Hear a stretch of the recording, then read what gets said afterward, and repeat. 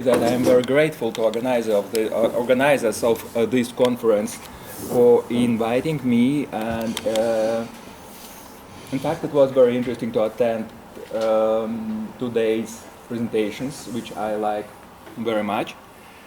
And in my opinion, what I'm going to tell is very different from all I heard, because it's mostly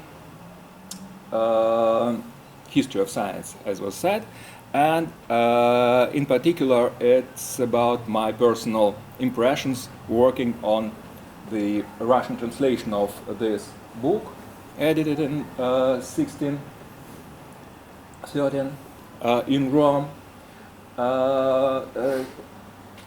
It might be strange that this book was never translated in Russian, and in my opinion, it's one of the most important works by Galileo, which was basically contained 3 letters wrote by Galileo to German humanist Marcus Welser from Augsburg. At the same time, he was one of the most important bankers of this city, and at the time they got contacted with Galileo, he was a Domwir, that is the head of the Catholic community of this town. Consisted of 2 parts, consisted of a Protestant community and a Catholic community, and according to Augsburg Treaty, Augsburg Peace, the government of this city consisted of 2 parts, Catholic and Protestant. Marcus Welser was one.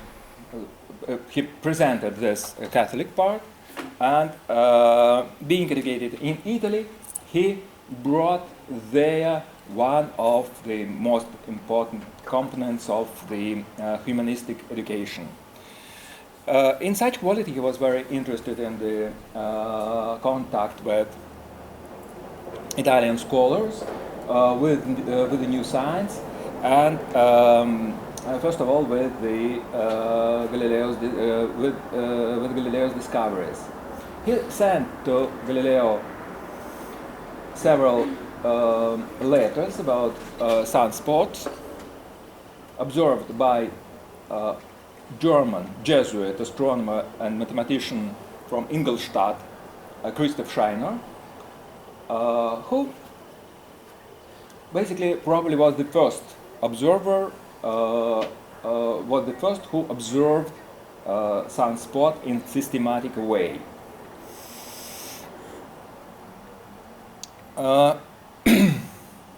And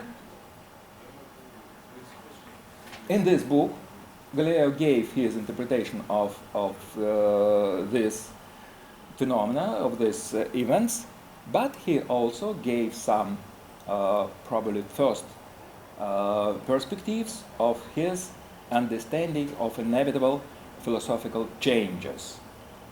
And I would define this his view, this change, as reform of Aristotelianism. We know that later the Aristotelian philosophy was rejected, and it was replaced with new philosophy. First of all, after Descartes, Francis Bacon, and Galileo himself is considered rather often as philosopher, as a very, very important contributor to the development of the philosophy. And in some recent works, his kind of philosophy is, for example, defined as methodological anarchism by Paul Feyerabend, for example. And